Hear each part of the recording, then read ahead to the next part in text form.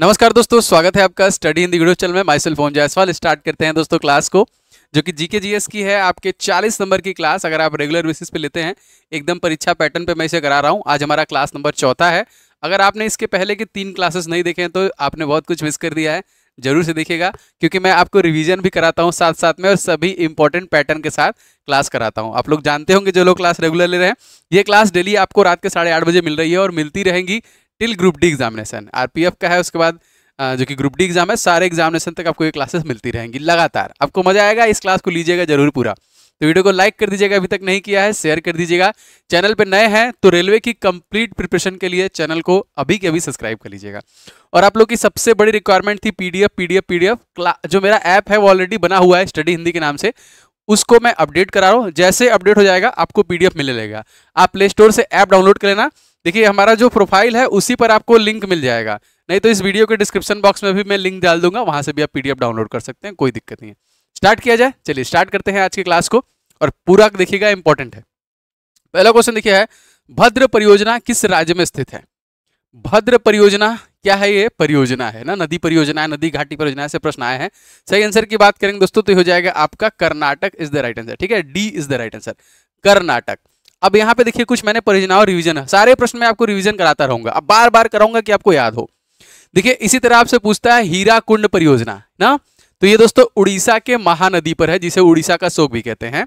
हीराकुंड बांध विश्व का सबसे बड़ा लंबा जो कि नदी बांध है, आप लोग जानते भी हैं, 4.8 किलोमीटर का है।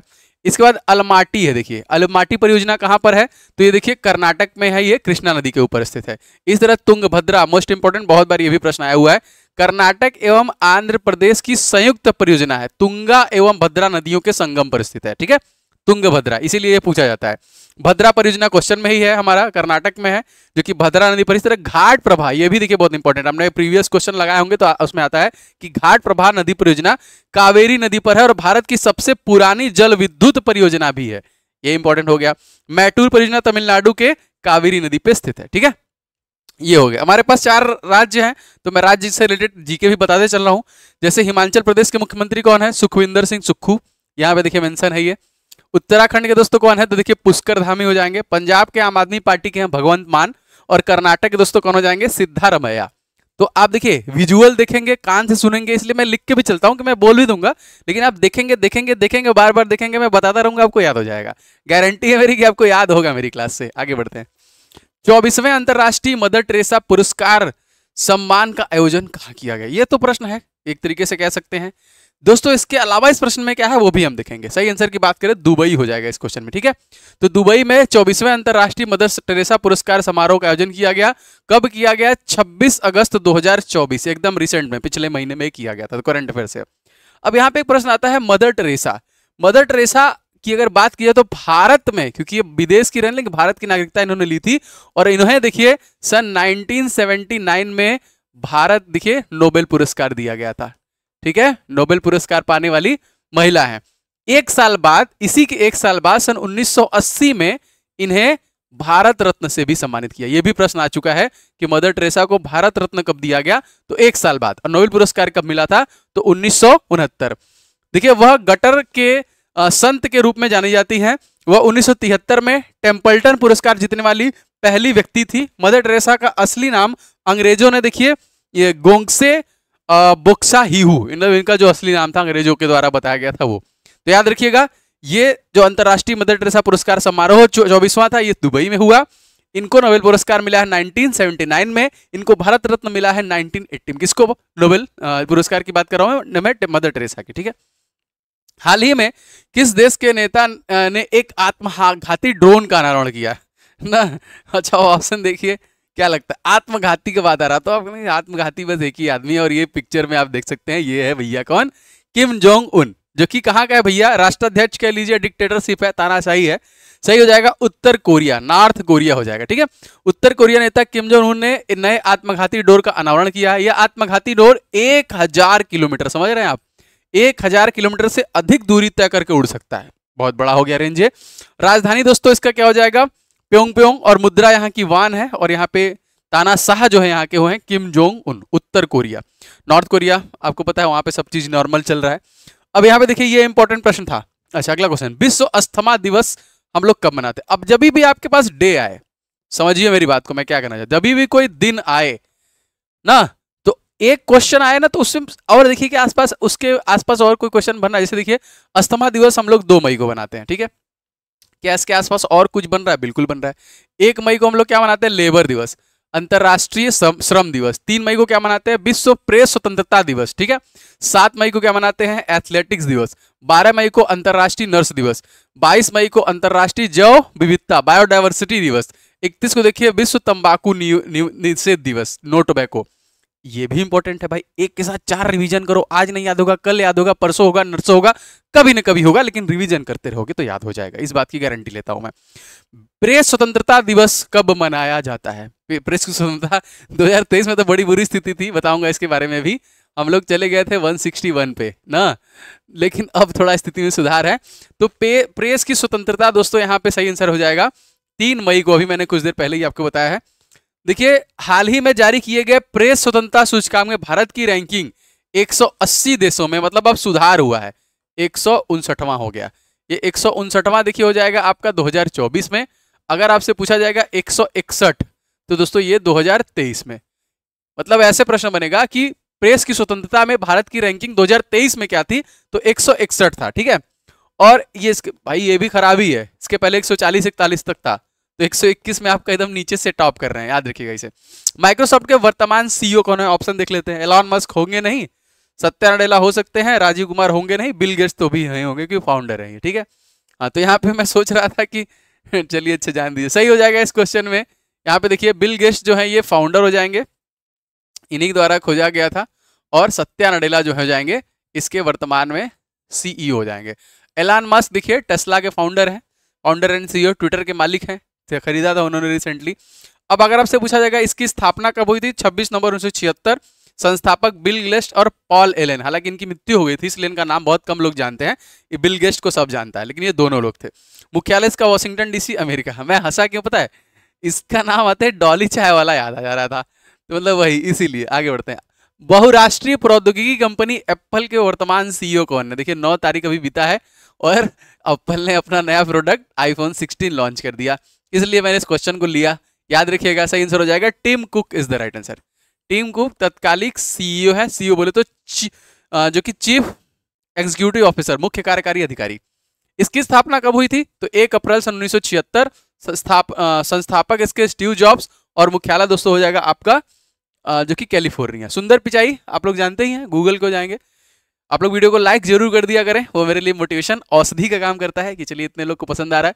और इस वीडियो को दोस्तों के साथ शेयर कर सकते हैं, आपके ऊपर है, लेकिन सब्सक्राइब जरूर कर लीजिएगा अगर इस वीडियो को देख रहे हैं तो। 1857 के विद्रोह को राष्ट्रीय आंदोलन का स्रोत बसंत के रूप में कौन मानता है? जी हाँ दोस्तों, जो इस समय स्रोत बसंत के रूप में दोस्तों कौन मानता है? अब देखिए यहाँ पे क्वेश्चन क्या कह रहा है, ये एक आंदोलन है, तो आपने देखा होगा अक्सर आपसे आंदोलन प्रश्न में बनता है। आइए उसको खत्म करवाते हैं। फिलहाल इस क्वेश्चन में हो जाएगा पीसी जोशी के द्वारा, दोस्तों ऐसा माना जाता है। लेकिन आज मैं आपको सारे आंदोलन बताऊंगा जो कि इंपॉर्टेंट है। जैसे अगर हम बात करें बंगाल विभाजन, तुरंत आपके दिमाग में होना चाहिए 1905। मुस्लिम लीग की स्थापना कब हुई? 1906। सूरत मुस्लिम या फिर कांग्रेस में फूट 1907। मार्ले मिंटो सुधार 1909। होम रूल, बहुत बार प्रश्न आया, होम रूल लीग का निर्माण कब किया गया था? 1916। मुस्लिम लीग कांग्रेस समझौता जिसे हम लखनऊ पैक्ट भी कहते हैं, ये कब हुआ था? 1916। महात्मा गांधी द्वारा चंपारण आंदोलन कब किया गया था? 1917। देखिए रौलक अधिनियम जो आया था 1919। जलियांवाला बाग हत्याकांड 1919। बानडेंग्यू चेम्सफोर्ड सुधार दोस्तों कब हुआ था? 1919। खिलाफत आंदोलन 1920। असहयोग आंदोलन देखिए 1920। चौरी चौरा कांड देखिए आपका हो जाएगा 1922। 1927 यहाँ पे दिख नहीं रहा है, साइमन कमीशन बना था, 28 में भारत आया था, ठीक है।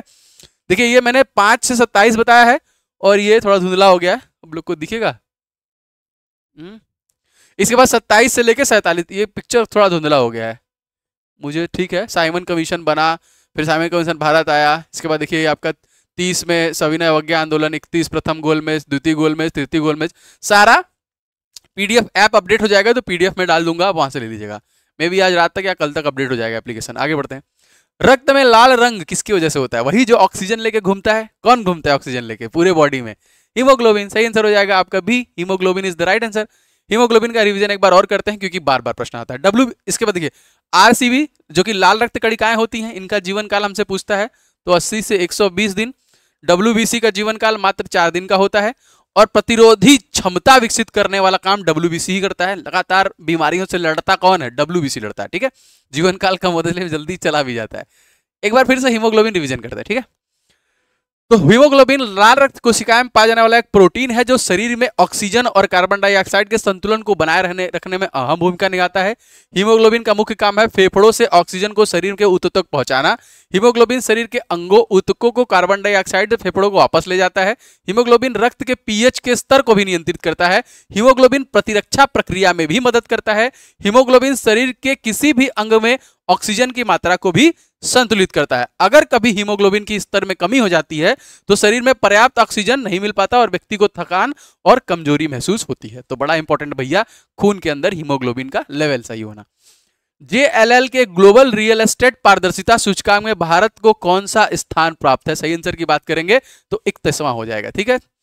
वैश्विक रियल एस्टेट पारदर्शिता सूचकांक में भारत को 31वां स्थान मिला है।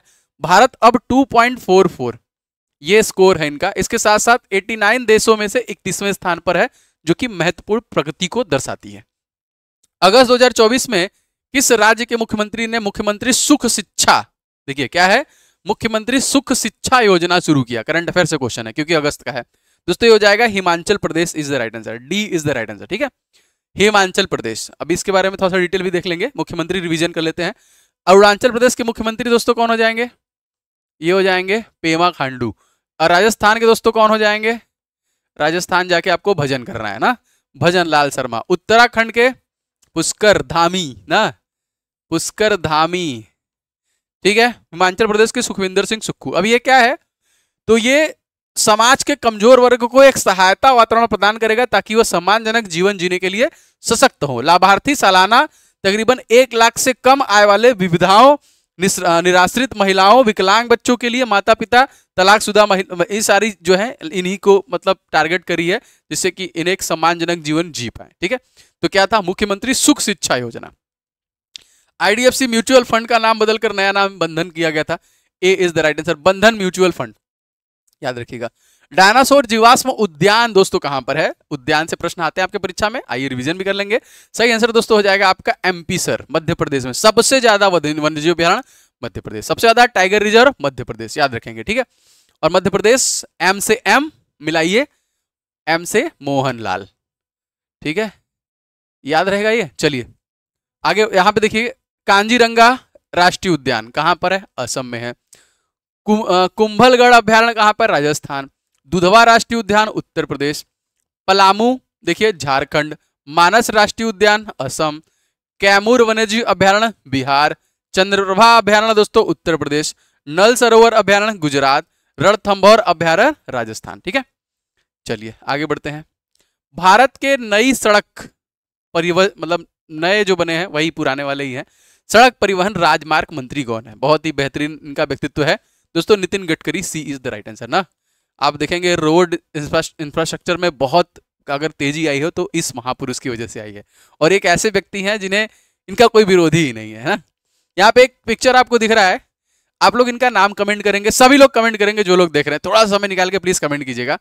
इनका नाम क्या है और इनके पास मंत्रालय क्या है? या इतने स्मार्ट आदमी आप लोग जानते होंगे, ठीक है, जरूर बताइएगा। भारत के नए स्वास्थ्य मंत्री एवं परिवार कल्याण मंत्री कौन बने हैं? बिल्कुल सही, A is right, JP Nadda is the right answer, ठीक है। अब यहाँ पे मैंने रेल मंत्री को लिया है, कुछ इंपॉर्टेंट पॉइंट था क्योंकि ये प्रश्न पूछा गया था। मैंने बोला था कि मैं PYQS भी कराऊंगा, प्रीवियस ईयर क्वेश्चन भी कराऊंगा। तो हमारे तत्कालिक रेलवे मंत्री कौन है? अश्वनी वैष्णव। ये प्रश्न आता सबसे पहले कौन थे भारत के? देखिए जॉन मथई। इनका कार्यकाल 15 अगस्त 1947 से लेकर 22 सितंबर 1948 तक चला था, तो इसलिए ये और इंपॉर्टेंट हो जाता है। आगे बढ़ते हैं। उकाई परियोजना किस राज्य में स्थित है? दोस्तों उकाई परियोजना, फिर आ गया परियोजना, देखिए गुजरात राज्य में, ठीक है। उकाई देखिए गुजरात व महाराष्ट्र की सम्मिलित परियोजना है। हमारे ऑप्शन में कहीं महाराष्ट्र था नहीं, that's why Gujarat is the right answer. Kakrapar, most important, ये भी आया है, PYQS लिख देता हूं मैं प्रीवियस एग्जामिनेशन में।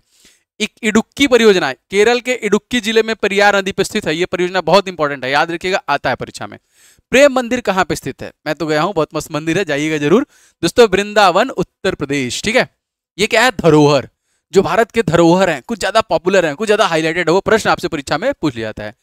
जैसे अगर आपसे पूछा जाएगा कि 50 रुपए के भारतीय नोट पर किसका चित्रण किया गया है, हमारे ऑप्शन में आंसर है, कमेंट करके बताइएगा।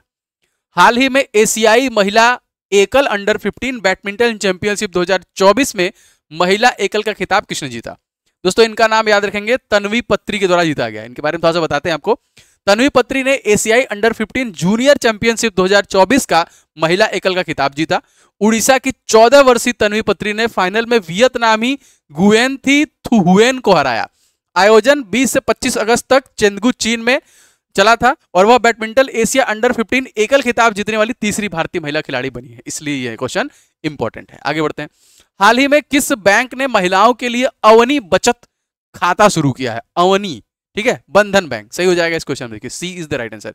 इसकी स्थापना काफी बार पूछा है, बैंकों की स्थापना पूछता है, 2015 में हुआ था। मुख्यालय इसका कोलकाता है। इसके एमडी एंड सीईओ है रतन कुमार केस और अध्यक्ष हैं डॉक्टर अनूप कुमार सिन्हा। बिकमिंग पुस्तक के लेखक कौन है? एक मैं लाऊंगा बुक एंड ऑथर, निश्चित तौर पे दोस्तों बिकमिंग हो जाएगा आपका Michelle Obama is the right. जितने भी इंपॉर्टेंट बुक हैं उसके ऑथर कौन है ये आता है प्रश्न, मैं आपको जल्दी दूंगा इस पे। देखिए codes of India Ranjan Gogoi द्वारा लिखा गया। Unstoppable Maria Sharapova. Changing India Manmohan Singh. Exam warrior Narendra Modi द्वारा, मतलब द्वारा मतलब लिखे कोई और है, मतलब ये नहीं की है ये चीज के लिए। Think and grow rich Napoleon Hill. Hit refresh Satya Nadella ना, और जितने भी ऑटोबायोग्राफी है वो भी आता है, मैं बताऊंगा आपको।